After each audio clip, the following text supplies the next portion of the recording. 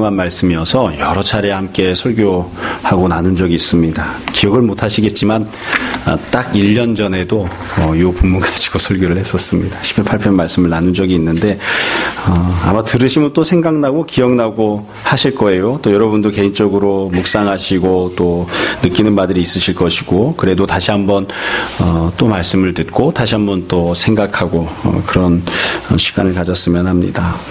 이 시편 8편 말씀은 이렇게 보시면 이렇게 아시겠지만 어찌 보면 참 이렇게 시적으로 쓰여져 있죠. 맨 처음에 후렴구 같은 내용이 한번 나오고, 그다음에 맨 끝에 똑같은 내용이 한번 나옵니다. 그리고 그 중간에 본론적인 내용이 나오는데, 가만히 보시면 조금씩 좀 독특한 점들이 있어요. 먼저 제일 처음에 나오는 1절 말씀을 보세요.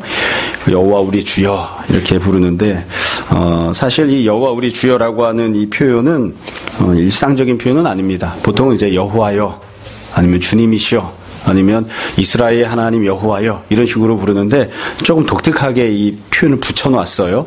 여하튼 하나님을 부르는 겁니다. 하나님 하고서는 부르고 난 다음에 뭐라고 고백을 하냐면, 주의 이름이 온 땅에 어찌 그리 아름다운지요, 주의 영광이 하늘을 덮었나이다, 이렇게 고백하고 찬양을 합니다. 그래서 주의 이름이 온 땅에 있다는 거예요. 그리고 또 주의 영광은 하늘에 있다. 그러니까 온 땅에도 온 하늘에도 주의 이름과 주의 영광이 가득하다, 이렇게 표현을 했습니다. 다만 이 표현을 놓고 보시면, 여기 내용을 보시면 보통 때는 잘 안 쓰는 표현이 나와요. 우리는 이 8편이 익숙하기 때문에 당연하게 생각하고 또 익숙하다고 생각하지만, 하나님을 향해서 아름답다 그렇게 표현하죠.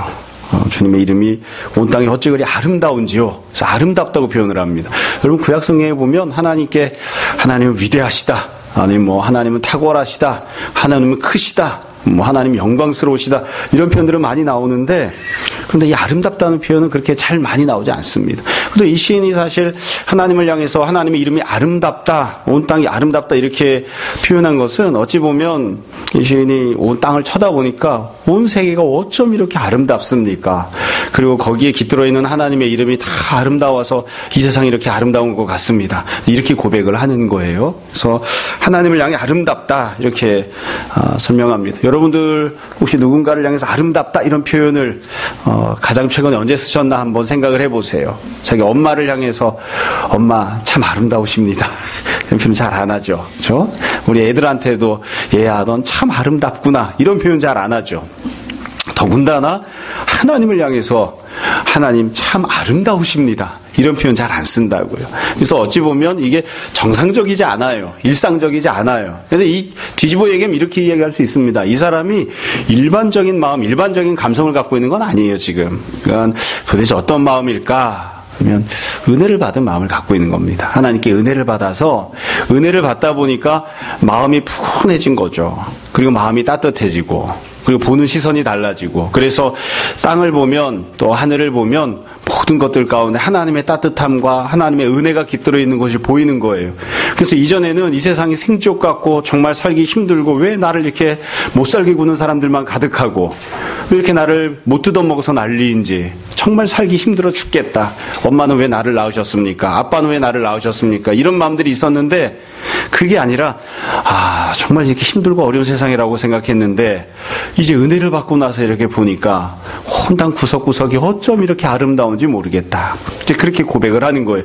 하나님께서 함께하고 계시기 때문에 참 아름답다, 이렇게 고백을 합니다. 아마 여러분들도 그런 생각하실 거예요. 그런 경험이나 생각들을 하실 거예요. 우리 아이들 키우는 부모님들을 보면 우리가 옆에서 보면 그렇게 이야기하죠. 힘들지, 지금이 제일 좋은 때다. 그러면 이제 애들 키우는 부모들은 지금 뭐가 좋다는 걸까 도대체, 자기 실감이 안 나요. 근데 이렇게 조금 지나고 나서 보면 참 좋은 때다 그런다. 저 대학 다닐 때도 그랬습니다. 20살 때 되면, 21살 되면 흔히 하는 이야기가 있잖아요. 이렇게 돌도 씹어 먹을 나이다, 그런 얘기도 하지만 참 좋은 때다, 인생이 참 아름답게 피는 시기다. 근데 요즘 이렇게 보면 청년들, 제가 대학 다닐 때도 마찬가지였고요. 요즘 청년들도 보면 도대체가 뭐가 좋다는 겁니까, 도대체. 맨날 리포트 써야 되고, 교수 쳐다봐야지 되고, 성적은 안 나오고, 미치겠는데 뭐가 좋다는 겁니까? 그래서 왔다 갔다 할 때 부모가 이제 아이들에게 물어봐요. 학교 왔다 갔다 할 때 오늘은 무슨 꽃이 피었대? 그러면 교정에서 강의실까지 가는 동안 꽃을 쳐다본 적이 없어요. 그렇게 많이 꽃을 심어놓고 나무를 많이 심어놨는데도 쳐다보지 않고 사는 거예요. 도대체 뭐가 좋은지를 몰라요. 그래서 봄에 가면 봄 나름대로의 20살의 아름다움, 여름은 여름대로의 20살의 아름다움, 이런 게 있는데 그런 거 잘 모르고 살죠. 그러다가 이제 은혜를 받으면 조금 쉽게 이야기하면 연애를 시작하면 꽃이 보입니다. 그렇죠? 야, 꽃이 피었구나. 근데 어쩜 저렇게 예쁜 꽃이 내 여자친구보다 안 이쁘지? 이러면서 뭔가 이렇게 좀 다르게 보인다고요. 그래서 은혜를 받은 마음을 가졌기 때문에 이 사람이 하나님을 보니까 참 아름답다. 이 세상을 봐도 참 아름답다. 지금 그렇게 고백을 합니다. 자, 여러분, 세상이 아름답습니까? 아름답습니까? 이 왼수 같은 세상. 어쩌다가 이 나라가 이렇게 되었는지 모르겠다. 어쩌다 우리 동네는 이 모양 이 꼴일까. 우리가 그런 마음인가? 아니면 이 시인처럼 주님은 아름다우십니다. 주님 때문에 이 땅도 아름답고 하늘도 아름답고 그런 마음인지 우리가 한번 생각해 봤으면 좋겠어요. 자, 그러면 이 시인이 왜 이렇게 온 세상이 아름답다고 또 주님이 아름답다고 고백을 하는가? 그 이유를 3가지를 들어서 설명을 하고 있습니다. 그 내용이 2절부터 8절까지 나오는 내용입니다. 그래서 2절에 보면 첫 번째, 왜 자신이 하나님 아름답다고 고백하는지 설명을 해요. 2절을 보세요. 주의 대적으로 말미암아 어린아이들과 젖먹이들의 입으로 권능을 세우시며. 그러니까 이 세상에 있는 사람들을 둘로 나눈 거예요. 둘로 나눴는데 내가 있고 내가 아닌 다른 사람들이 있어요. 근데 다른 사람들이 내 친구들이 아니라 나를 죽이려고 하는, 또 나를 못 살게 구는 내 반대편에 서 있는 대적들입니다. 그러니까 대적들이 있고 내가 있는데 나는 어떤 모습이냐면 어린아이들, 젖먹이들의 모습입니다. 그러니까 대적들은 힘이 세고 능력이 있고 또 대적들은 성인인데 다 성장한 성인들인데 그 손에 칼과 창과 활을 쥐고 있는 사람들인데 나는 그렇지 못해서 어린아이들, 젖먹이들에 불과해요. 이런 모습으로 지내고 있어요. 근데 하나님께서 어떻게 하셨느냐? 여기 보면 입이라고 하는 내용이 나오죠. 2절 끝에 보시면 원수들과 보복자들을 잠잠하게 하려 하심이니이다. 원수들과 대적들이 막 시끄럽게 떠들어대요. 근데 그들의 입을 하나님께서 잠잠하게 하시고 또 어린아이와 젖먹이들의 입, 내가 갖고 있는 입은 어린아이 입에 불과해요. 근데 이 입을 통해서 권능을 세우신다. 그렇게 고백을 합니다. 여러분, 여기 보면 여러 가지를 대조할 수 있는데 하필이면 입을 가지고 대조를 했어요. 사실 여러 가지를 대조한다고 할 때 대적들의 팔뚝은 두꺼운데 내 팔뚝은 이렇게 얇습니다. 대적들은 어쩜 저렇게 허벅지가 두껍습니까? 난 이렇게 비실비실한데, 이렇게 이야기할 수도 있어요. 대적들은 다 키가 1m 85cm네요. 저는 1m 66인데 이렇게 다른 것 가지고 이야기할 수도 있습니다. 근데 굳이 또 여기서는 입을 가지고 대조를 했죠. 이게 제일 연약하고 제일 강력한 대비가 되는 것이라서 그래요. 대적들은 날마다 고기를 뜯어먹고 그 입으로 험한 말들을 쏟아내도 아무렇지도 않게 사는 그런 모습인데, 어린아이들의 입은 어떠합니까? 우리 교회 어린아이들이 있잖아요. 입이 어떻게 생겼습니까? 그냥 엄마가 젖을 주면, 우유를 주면 그 우유병을 물고서는 살겠다고 바둥바둥거리고 있는, 그래서 그냥 자기 생존을 위해서 무언가를 공급받는, 그것 이외엔 아무것도 할 수 없는 게 어린아이 입이에요. 근데 하나님께서 대적들은 강력한데도 불구하고, 나는 어린아이와 같은데도 불구하고, 그럼에도 불구하고 나로 하여금 이기게 하셨다. 그렇게 고백을 합니다. 이와 같이 대적들이 힘이 센데도, 내가 어리석고 연약한데도 불구하고 내가 은혜를 받아 누리게 되는 이유는 내가 더 강해지는 사람이 되거나 내가 대적보다 키 큰 사람이 되어서가 아니라 하나님께서 그렇게 행해 주시기 때문입니다. 하나님께서 대적들을 잠잠하게 해주시고, 하나님께서 어린아이와 같은 나에게 권능을 세워주시는, 하나님께서 은혜를 베풀어 주시기 때문인 거예요. 여러분, 구약 성경에도 보면 여러 가지 이런 비슷한 이야기들이 많이 나옵니다. 우리가 다윗과 골리앗 이야기 잘 아시잖아요. 이게 이렇게 외모만 보면 골리앗이 당연히 이기겠죠. 다윗은 아무것도 아닌 것처럼 보이잖아요. 얼굴이 붉고 그냥 아름다운, 그냥 미소녀에 불과한 그런 다윗을 하나님이 세우셔서 골리앗을 이기게 하시는. 또 히스기야가 나라가 망할 지경이 되었죠. 전쟁이 나서 온 성은 다 포위가 되고 백성들은 두려움에 부들부들 떨고 있고, 그럴 때 하나님 앞에 나와서 자기가 받았던 문서를 앞에 펴놓죠. 성전 앞에 펴놓고 기도를 하잖아요. 나는 어린아이와 같아서 아무것도 할 수 있는 것이 없습니다. 내 대적들은 강력합니다. 신앙생활하다 보면 이런 일들을 우리가 부진장 많이 만나요. 저도 어렸을 때부터 늘 듣던 이야기가 그런 겁니다. 몸도 약하지, 머리도 안 좋지, 가정형편은 좋지 않아서 좋은 과외 선생은 붙일 수 없지, 근데 네가 뭐 잘났다고 주일날 공부도 안 하고 그러느냐. 너보다 머리도 좋고 환경도 좋고 모든 여건이 잘 갖춰져 있는 애들도 월요일부터 토요일까지 뼈 빠지게 공부하고 주일에도 공부하는 판인데 뭘 믿고 공부를 안 하느냐. 여러분, 우리가 세상적으로 이야기하면 그렇게 이야기할 수 있어요. 세계 인류 기업이라고 하는 삼성도 주일날 나서 뼈 빠지게 일하는데 너는 뭐 대단하고 잘났다고 아무것도 안 하고 그 모양으로 앉아서 살겠다고 그러느냐. 우리 그렇게 이야기한다고요. 하나님께서 우리를 긍휼히 여기시고 하나님께서 우리와 함께 하시고 하나님께서 우리에게 은혜를 베푸시기 때문에 비록 우리는 어린아이와 젖먹이와 같은 그런 모습이라 할지라도 하나님께서 우리를 세워주실 것이고 우리의 대적들을 이기게 하실 것입니다. 우리는 하나님의 은혜를 바라봅니다. 그렇게 우리가 고백해요. 이게 우리는 살면서 너무나 부지기수로 이런 것들을 많이 만나니까요. 이 시인이 했던 고백이 그런 겁니다. 자, 첫 번째 시인의 고백은 그거예요. 사람과 자기를 견줍니다. 이 세상에 있는 여러 사람들을 견뎌보니까 나를 미워하고 나의 대적편에 서 있는 그런 사람들, 또 하나님을 믿지 않는 사람들이 나보다 탁월하고 대단한 사람들이 얼마나 많은지 모릅니다. 그래서 인간적으로 놓고 보면, 참 세상적인 기준을 놓고 보면 내가 당연히 지는 것이 마땅하고 내가 당연히 패자가 되는 것이 마땅하지요. 그러나 하나님께서 내가 그렇게 연약함에도 불구하고 나를 사랑하시고 나를 붙들어 주시고 나에게 은혜를 베풀어 주십니다. 그래서 하나님을 아름답다고 고백하는 거예요. 하나님을, 내가 내 옆에 있는 많은 사람들보다 많이 부족하지만 하나님이 나를 사랑해 주시고 은혜를 베풀어 주시니 하나님의 이름이 얼마나 아름다운지 모르겠습니다. 그렇게 고백합니다. 자, 두 번째로 시인이 고백하는 내용은 3절 4절입니다. 3절 4절에 보시면 이제 자연세계와 시인이 자기 자신을 견주어요. 3절을 보세요. 주의 손가락으로 만드신 주의 하늘과 주께서 베풀어 두신 달과 별들을 내가 보오니 사람이 무엇이기에 주께서 그를 생각하시며 인자가 무엇이기에 주께서 그를 돌보시나이까. 시인이 이제 하늘을 바라보는 거예요. 하늘을 바라보고 달과 별들을 바라봅니다. 아마 여러분들도 그런 경험이 있으실 거예요. 대자연을 바라보면서 인간이 이게 아무것도 아니구나 그런 생각을 하게 되는. 몇 번 말씀드렸습니다만 저도 신혼여행을 갈 때 처음으로 해외에 비행기를 타고 갔는데 공항에서 보았더니 비행기가 얼마나 으리으리하고 큰지, 저렇게 큰 고철덩어리가 날 수 있을까? 저렇게 큰 쇳덩어리가 날 수 있을까? 근데 막상 하늘에 올라가서 창문을 열고 봤더니만 우리가 지금 몇천 미터 위에 올라와 있는데 비행기 날개가 바르르 떨리는 거예요. 이게 바들바들 떨리는 비행기 날개를 보면서 저러다 뚝 부러져 버리면 어떻게 하나? 우리 이거 어떻게 하나? 얼마 전에 부산에 비행기를 타고 갔다 왔는데 항상 국내선 탈 때마다 늘 드는 생각입니다. 바람이 안 불어야 되는데. 공항에 가서 보면 왜 이렇게 비행기가 조그마한지 모르겠어요. 국내선은. 국내선도 747이 떴으면 좋겠어요. 좀 이렇게 큰 게. 조그마한 비행기가 이게 그냥 바들바들하고 떴는데 그 다음에 갈 때까지는 모르겠는데 내려올 때 보면 바람이 불면, 여러분 국내선 타보시면 그렇잖아요. 바람이 불면 비행기가 훅훅 떨어집니다. 그냥.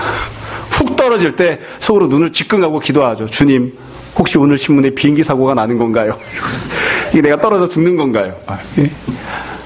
참 저는 그 정도만 경험했었는데 안식년 때 미국 갔을 때 저희 동기 목사님이 그러시더라고요. 자기 부목사랑 같이 미국에서 딴 지역으로 갔다 오는데, 야, 비행기가 공항에 착륙을 해야 되는데 천둥이 치고 얼마나 태풍이 몰아쳐가지고 공항에 폐쇄 직전인데 떠있는 비행기는 내리게 해주는 거예요. 지금 자기는 죽는 줄 알았대요. 죽는 줄.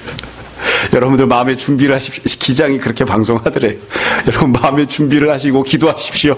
그래서 옆에서 막 벼락이 치는데, 벼락이 치는 상황에서 비행기가 국내선이니까 훅훅 떨어지는 거예요. 그러니까 인간이 아무것도 아닌 거죠. 그렇죠? 여러분 배를 탔을 때도 마찬가지입니다. 이것도 저 신혼여행 때 경험했던 거예요. 배를 보니까 저 끝이 보이지도 않는 것 같아요. 몇백 미터나 되는 그 긴 배가 바다에 딱 떴는데, 이게 풍랑이 치니까 이게 배가 휘청휘청하죠. 그 큰 배가. 사람은 자연 앞에 있으면 아무것도 아니에요. 그렇죠? 운동 좋아하시는 분들은 그런 얘기 맨날 들으실 겁니다. 제가 어렸을 때는 88 올림픽 때 칼 루이스가 100m에서 금메달을 따느냐, 벤 존슨이 금메달을 따느냐. 그러다 벤 존슨이 땄는데 약물 때문에 박탈을 당했죠. 그렇죠? 그때 이제 9초대로 들어가느냐 마느냐 그것 때문에 막 난리였습니다. 요즘은 100m 신기록이 우리 잘 아는 우샤인 볼트 씨께서 너무 잘 뛰어서 막 한 손을 들고 뛰는데도 9초 79 뛰잖아요. 9초 79. 제가 전성기 때 100m 12초 뛰었습니다. 우리 학교에서 최고 빠른 사람이었는데, 야, 이 9초 79를 어떻게 뜁니까? 그렇지만 인간이 아무리 빨리 뛰어봤자 치타를 못 따라가잖아요. 그렇죠? 누군가가 이야기하는 것처럼 인간은 사자보다 힘이 약하고 치타보다 느려요. 찾아봤어요. 치타가 얼마나 빨리 뛰는지. 치타는 한 번 뛸 때 보폭이 7m랍니다. 한 번 뛰는 게 보폭이 7m인데 그걸 1초에 4번 뛴대요. 그래서 100m를 3초면 주파한답니다. 여러분 100m 몇 초에 뛰십니까?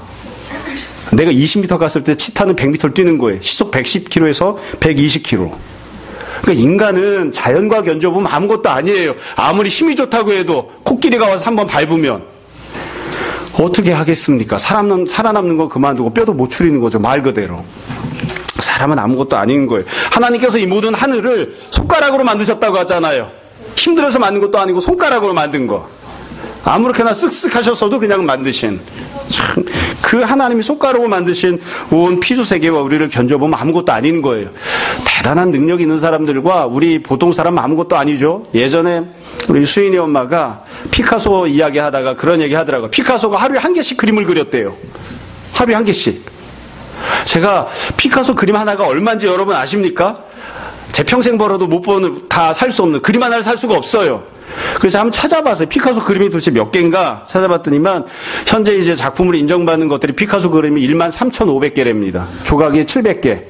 하루가 1년이 365일이죠. 365일을 40년 치면 한 12,000쯤 됩니다. 60년 동안 그리면 22,000개 돼요. 근데 남아있는 피카소 작품이 13,500개랑 다른 거 합치면 3만 개쯤 된답니다. 3만 개. 그러니까 이 사람은 60년 동안 하루에 1개씩 그린 거예요. 하루에 1개씩. 하루에 1개씩 몇십억짜리씩을 그리고 있는 거죠. 저는 막 며칠씩 붙잡고 있어도 선생님이 점수를 안 주는 판인데 잘하는 사람은 그냥 쓱쓱쓱 해도 명작이 나오잖아요. 근데 하나님께서 손가락으로 만드셨던 온 우주 천지가, 온 하늘과 땅이 우리가 이렇게 견뎌보면 우리는 아무것도 아닌 거죠. 사람이 어떠한 존재인가 그 이야기를 하는 거예요. 사람은 도대체 어떠한 존재인가. 우리는 아무것도 아니다. 시인이 고백하는 것처럼 그냥 벌레만도 못한 그런 존재가 아닌가. 그런데도 불구하고 4절에 보면 사람이 무엇이기에 주께서 그를 생각하시며 인자가 무엇이기에 주께서 그를 돌보시나이까. 하나님께서 우리가 아무것도 아님에도 불구하고 우리를 생각하신다는 거예요. 잘 모르겠어요. 성경에서 그런 기록이 없으면 모르겠는데 하나님께서 창조하셨던 하늘을 생각하실까? 하나님께서 땅을 생각하실까? 하나님께서 바다를 생각하실까? 바다 속에 살고 있는 나보다 키가 큰 다랑어를 생각하실까? 하나님 우리가 마음속에 안 들어가봐서 모르겠는데 신이 고백한다고요. 그런 것들을 생각하시는지 어쩐지는 모르겠지만 하나님께서 우리를 생각하신다. 나를 생각하시고 나를 돌보아 주신다. 하나님이 은혜를 베푸시는 그 내용을 이야기를 합니다. 결국 신 이야기는 두 번째는 그거예요. 나는 아무것도 아닙니다. 첫 번째 고백할 때는 주변 많은 사람들을 보면 능력이 많은 사람들이 있는데 그 사람들에 비해서 내가 아무것도 아닌데도 불구하고 하나님이 나를 사랑하시고 은혜를 베풀어 주시니 하나님이 참 아름답습니다. 이게 첫 번째 고백이었다면 두 번째 고백은 주님께서 창조하셨던 온 우주 만물을 보면 하늘과 땅을 보면 나는 정말 아무것도 아닌데 하나님께서 나를 생각하시고 나에게 은혜를 베풀어 주십니다. 그래서 하나님의 이름이 참 아름답습니다. 그렇게 이제 고백을 하는 거예요. 자, 마지막 세 번째 내용은 5절부터 8절까지 나오는 내용입니다. 5절을 보세요. 여기서부터는 이제 영적인 존재들에 대한 비교가 나옵니다. 5절을 보면 그러니까 우리를 하나님보다 조금 못하게 하시고, 그러니까 우리는 하나님보다 못한 존재죠. 사실은 이게 우리가 어떻게 감히 하나님과 나를 견주어? 이런 마음이 들어요. 그래서 이 부분을 하나님보다 조금 못하게 하시고 어떻게 해석하냐면 어떤 천사들 혹은 영적인 존재들보다 못하다. 구약 성경에서는 영적인 존재들을 하나님이라고 표현하는 부분들이 있거든요. 그러니까 우리가 영적인 존재들보다 못하다 이렇게 이해하곤 합니다. 근데 사실은 뭐 그렇게 보든 아니면 하나님보다 못하다고 보든 여러분 우리가 잘 알지 못해서 그렇지 온 세상 가운데 영적인 존재들이 있습니다. 계시록을 보면 하나님 보좌 주변에 네 생물이 있고 24장로들이 있고 수많은 천군 천사들이 있죠.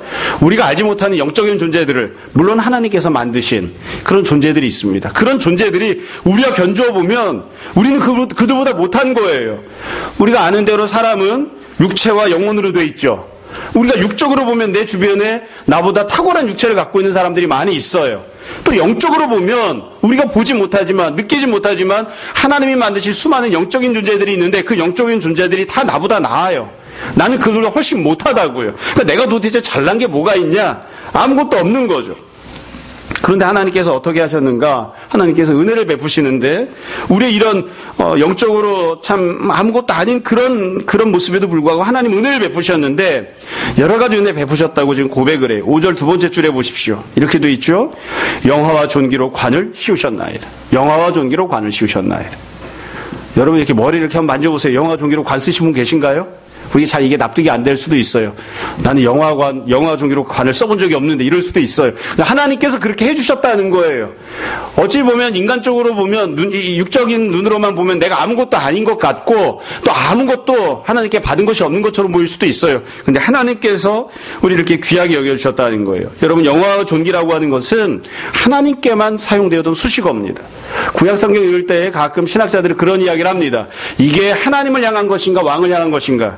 여러분 하나님을 수식하는 독특한 수식어구들이 있어요. 사람에게는 쓰지 않은 것들이 있어요. 가령 위대하다 이러면 사람에게 쓰지 않습니다. 그런 표현은. 가돌, 야훼 이러면 야훼께서는 위대하시다. 근데 여러분 가돌이라고 하는 크다라고 하는 표현을 사람에게 쓰면 위대하다는 뜻이 아니에요. 키가 크다는 뜻이에요. 키가 큰 사람, 키가 작은 사람. 위대한 다윗 이런 표현을 보신 적 있습니까? 위대한 다윗 이런 표현 보신 적 있습니까? 없어요. 위대한 모세 이런 표현 보신 적 있습니까? 우리가 그렇게 표현하는 것이지 구약 성경에서는 그런 표현을 한 적이 없어요. 위대하다라고 하는 수식어는 하나님께만 쓰는 거예요. 그러니까 하나님과만 상관이 있는 여러 표현들이 있어요. 그 중에 대표적인 게 바로 이거예요. 영화와 존귀입니다. 하나님께만 합당한 하나님께서만 받으실 수 있는 그런 영광과 존귀와 위대함을 하나님께서 감히 아무것도 아닌 우리들이 그것을 누릴 수 있게끔 우리들에게 은혜를 베풀어 주셨습니다. 그렇게 고백을 합니다. 그러니까 나는 영적으로 보면 아무것도 아닌 존재인데 그럼에도 불구하고 하나님께서 내가 감히 감당할 수 없는 과분한 은혜를 나에게 전혀 어울리지 않는 은혜를 하나님께서 나에게 베풀어 주셨습니다. 뿐만 아니라 6절에 보면 직분을 맡겨주셨다고 고백을 하죠. 주의 손으로 만드신 것을 다스리게 하시고 만물을 그의 발 아래 두셨으니 곧 모든 소와 양과 들짐승이며 공중 새와 바다의 물고기와 바닷길에 다니는 것이니. 원래 나는 아무것도 아닌지라 하나님께서 천사에게 온 세상을 다스리는 권한을 주셔도 되고 하나님께서 힘 있는 자에게 온 세상을 다스리는 권한을 주셔도 되는데 하나님께서 나에게 하나님을 대신해서 하나님의 영광을 덧입은 자로 온 세상을 다스리고 또 온 세상을 돌보는 섬기는 직분을 맡겨주셨다. 그래서 하나님이 주권 대리자로 나는 원래 주권이 있는 자가 아닌데 하나님과 같은 존재가 아닌데 하나님께서 나에게 하나님이 영광을 주시고 하나님께서 감당하시던 일들을 나에게 맡겨주셔서 내가 직분이 있는 직분자가 되게끔 그렇게 만드셨다. 지금 그렇게 고백을 합니다. 그렇기 때문에 신이 고백하는 거예요. 하나님은 참 아름다우십니다. 나의 주님은 참 아름다우십니다. 나는 원래 자격을 갖고 있지 못한데 아무런 준비가 돼 있지 않은데 그를 감당할 능력이 없는데 하나님께서 나에게 영광을 주시고 하나님께서 나에게 직분을 주셔서 하나님께서 하시던 일들을 내가 감당케 하셨습니다. 그러므로 하나님의 이름이 온 땅에 참으로 아름답습니다. 그렇게 고백을 합니다. 그래서 이 시인이 고백하는 내용은 별로 어려운 내용이 아니에요. 세 가지 설명을 하잖아요. 첫 번째, 나는 인간적으로 보면 주변에 있는 많은 사람들과 견주어 봤을 때 아무것도 아닙니다. 노바디, 난 아무것도 아닙니다. 그러나 하나님이 나를 생각하십니다. 하나님이 나에게 은혜를 베풀어 주십니다. 두 번째, 하나님이 만드셨던 수많은 피조물들, 나도 하나님 만드신 피조물인데 하나님께서 만드신 온 우주 만물들을 가만히 생각해 보면 나보다 못한 것들이 참 거의 찾아보기가 어렵습니다. 다 나보다 위대하고 크고 훌륭한 것들이 많은데 그럼에도 불구하고 하나님께서 나를 생각하시고 나를 돌보십니다. 나에게 은혜를 베풀어 주십니다. 그리고 마지막 세 번째, 영적으로 보았을 때 나는 아무것도 아닌데 나의 존재가 아무것도 아닌데 하나님께서 나를 귀히 여겨주셔서 귀한 존재를 대하듯이 하나님의 영광으로 존귀로 나에게 채워주시고 그리고 하나님이 하시던 일을 나에게 맡겨주셔서 내가 주님을 대신해서 사역하는 귀한 직분자가 되게 해주셨습니다. 내가 받은 은혜가 얼마나 크고 놀라운지 모르겠습니다. 그래서 하나님의 이름이 아름답다고 고백하는 거예요. 그래서 9절에 가면 다시 한 번 더 반복해서 선포하고 고백을 하죠. 여호와 우리 주여, 주의 이름이 온 땅에 어찌 그리 아름다운지요. 주님의 이름이 얼마나 아름다운지 모르겠습니다. 그렇게 고백을 합니다. 예전에 우리 대표 기도할 때에 우리 효신자매가 그렇게 기도하더라고요. 맨 마지막에 예수님 이름으로 하면서 아름다우신 주님의 이름으로 기도합니다. 그래서 제가 처음 들어봤어요. 그때 느낌이 좀 새롭더라고요. 저도 주님을 향해서 주님 참 아름다우십니다 이런 표현 안 써봤거든요. 그러니까 은혜를 받은 거예요. 이 시인이 은혜를 받은 거예요. 그래서 자기 마음이 바뀌고 자기 심령이 바뀌고 자기 영혼이 바뀌고 온 세상 가득이 주님이 보이니까 주님이 아름다우시고 주님이 계시기 때문에 주님이 온 세상 가운데서 나에게 은혜를 베푸시기 때문에 물질적으로 보면 인간적으로 보면 왼수 같은 세상인데 그게 아니라 참 아름다운 세상으로 그렇게 고백하는 이게 18편의 내용입니다. 내용은 여기까지입니다. 다 아는 내용이기도 하고요. 또 어려운 내용이 아닙니다. 여러분 우리가 주님 앞에 이와 같은 노래를 부르곤 하는가? 이와 같은 찬양을 하곤 하는가? 여러분 이렇게 노래를 불러보셨습니까? 이런 시를, 이런 고백을, 이런 찬양을 우리가 하고 사는가? 우리가 다 마땅히 이렇게 해야 되는데 그렇게 못하고 살 때가 많죠. 그렇죠? 자, 오늘 말씀을 정리하면서 한 가지 말씀을 더 드리려고 합니다.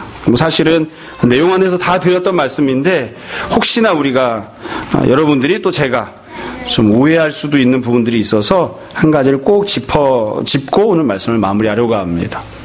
어찌 보면 이 성경 말씀을 읽다 보면 이 성경은 국어를 잘해야 되는 그런 것 같아요. 국어를 잘해야 돼요. 본문을 잘 읽어야지 돼요. 주제 파악을 잘해야 됩니다. 핵심을 잘 잡아내야 되는 거죠.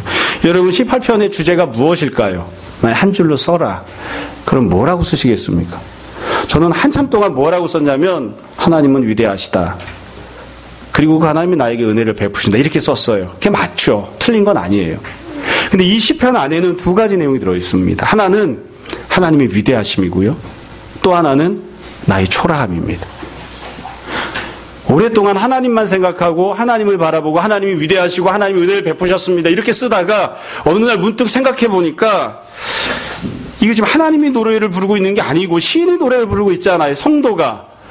이 성도는 도대체 어떤 사람인가를 생각해 봤어요. 내가 이 성도인데 이 성도와 똑같은 입장인데 어떤 것인가 생각해 보니까 조금 다른 각도에서 보이더라고요. 이 시의 주제는 이 성도의 초라함입니다. 이 성도가 너무 초라한 거예요.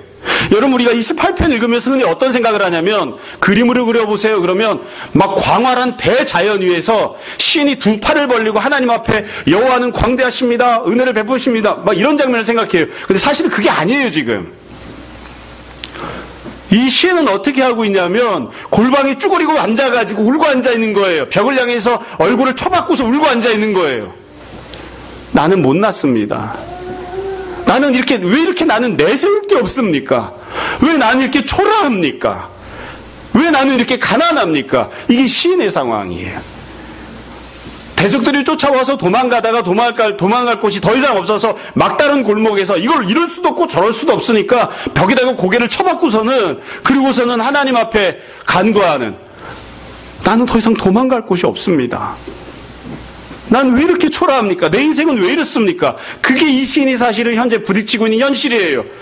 도대체 무엇과 견주어 봐도 나는 대단하거나 잘나거나 내세울 게 아무것도 없는 그게 이 시인의 현실이에요.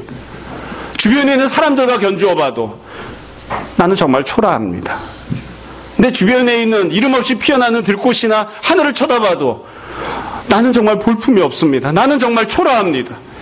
눈에 보이지 않는 어떤 영적인 존재를 생각해봐도 도대체 내가 그들보다 나은 것이 무엇이 있는지 내가 이런 존재들보다 내가 훌륭합니다. 이렇게 얘기할 수 있는 존재가 있는 것인지 아무것도 없는 거예요. 여러분 앞에 있었던 시편들을 생각해보자고요. 앞에 어떤 사람들이 시를 썼나요? 시편 7편, 6편, 5편 어떤 사람들이 시를 썼나요? 병이 들어서 뼈만 남고 그 뼈가 부들부들 떨리고 있습니다. 너무너무 초라한 거예요. 힘들고 어려운 거예요. 주님께서 나에게 풍요를 달라고 내가 기도하지 않습니다. 제발 살려만 주십시오. 부들부들 떨고 있는 왜 나는 이렇게 인생이 초라합니까? 왜 나는 이렇게 힘들고 어렵습니까? 그게 이 시인의 모습이에요. 왜 나는 이렇게 잘못한 것도 없는데 힘 있는 사람들이 나에게 부당하게 대하고 부당한 판결을 해서 억울한 일들을 내가 당해야 됩니까? 그게 이 시인의 현실이에요. 예수님께서 말씀하신 대로 치면 이게 어떤 시인의 상황이 무엇이냐면 가난한 거죠. 가난한 거예요. 가난해서 먹고 살 게 없어서 끼니가 간 데가 없어서 내일은 내가 어떻게 먹고 살아야 되는지 주님 나는 왜 이렇게 인생이 초라합니까? 울고 있는 거예요. 힘들고 어려워서 주님 왜 나는 이렇게 울고 있어야만 됩니까? 힘이 없어서 내가 의롭게 살았음에도 불구하고 정직하게 살았음에도 불구하고 핍박을 당하고 박해를 당하는 사람들부터 오해를 당하는 그 사람들에게 뭔가를 설명해 줄 수 있는 그런 처지도 못 되는 그게 이 시인의 형편이에요. 아주 그냥 어려워요. 아주 어려워요. 그래서 이 시인이 지금 고백하는 겁니다. 나는 이렇게 초라한데, 나는 이렇게 볼품이 없는데, 나는 이렇게 내세울 게 없는데, 그래도 하나님이 나를 사랑하십니다. 그래도 하나님이 나에게 은혜를 베풀어 주십니다. 그래서 이 찬양을 부르고 있는 거예요. 그러니까 이 찬양은 18편의 이 고백은 하나님의 위대하심을 찬양하고 있는, 하나님이 얼마나 대단하신지, 하나님 베푸신 은혜가 얼마나 큰지를 찬양하는 그런 것이기도 하지만 사실은 내가 얼마나 별 볼 일이 없는지를 주님 앞에 고백하고 있는 거예요. 그럼에도 불구하고 하나님께서 나를 돌보아 주셨습니다. 나를 생각해 주셨습니다. 하나님이 나에게 은혜를 베풀어 주셨습니다. 그래서 이 찬양을 부르고 있는 거죠. 여러분 뭐 어려운 내용이 아니죠. 이 찬양은 1등이 부르고 있는 찬양이 아닙니다. 꼴찌가 부르고 있는 거예요. 부자가 부르고 있는 게 아닙니다. 가난한 사람이 부르고 있는 거예요. 건강한 사람이 부르고 있는 게 아니라 병약해서 죽음이 코앞에 있는 사람이 부르고 있는 거예요. 내 힘으로 얼마든지 자립해서 살 수 있는 사람이 아니라 대적들 때문에 지금 당장 죽임당할 것 같은 그런 사람이 부르고 있는 거예요. 그래서 이건 가난한 자의 노래입니다. 하나님의 위대하심을 고백하고 찬양하지만 가난한 자가 부르고 있는 거예요. 가난한 사람이, 울고 있는 사람이, 핍박당하고 있는 사람이, 나는 초라합니다. 나는 볼품이 없습니다. 그러나 하나님은 내가 초라함에도 볼품 없음에도 가난함에도 나를 사랑하시고 나에게 은혜를 베풀어 주십니다. 그게 이 시입니다. 그래서 어찌 보면 부자로 살고 건강하게 살고 부족함이 없이 사는 사람은 이 시편을 읽어도 이게 무슨 말인지 이해를 못해요. 여러분 우리가 조금 있으면 예배 마치고 마지막 찬양이 여호와 우리 주여 찬양을 부를 겁니다. 박종욱 씨가 부른. 개인적으로는 이 마음에 안 들어요. 이 찬양이. 너무 잘하잖아 노래를. 막 하나님의 위대하심을 막 빵빵하게 막 불러대는 그런 분위기잖아요. 과연 이 18편을 그런 분위기로 불렀을까요? 서울대 성악과를 나온 사람이 배를 탁 내밀면서 빵빵하게 그냥 훌륭한 목사로 쫙 이렇게 불렀을까요? 귀퉁이에 앉아서 울고 있는 가난한 사람이 주님 앞에 고백을 하고 있는 겁니다. 저는 가난하지만 주님께서는 저를 사랑해 주십니다. 그래서 사람들은 나를 불쌍하다고 하지만 나는 주님이 참 아름답습니다. 그렇게 고백하고 있는 거예요. 여러분, 그래서 결국 이 시편을 읽고 묵상하면서 맨 마지막 결론은 이렇게 내릴 수 있는 것 같습니다. 인생이 초라할 때, 또 볼품 없을 때, 사람들이 나를 함부로 대해도 아무도 뭐라고 안 하니까 마음 놓고 함부로 대할 때, 그리고 나도 주님 앞에 섰을 때 도대체 주님이 나에게 왜 은혜를 베푸셔야 될까? 아무런 자신이 없을 때, 그때 주님 앞에 서는 겁니다. 그래도 주님이 나를 사랑하시고 나를 생각하시고 나에게 은혜를 베푸십니다.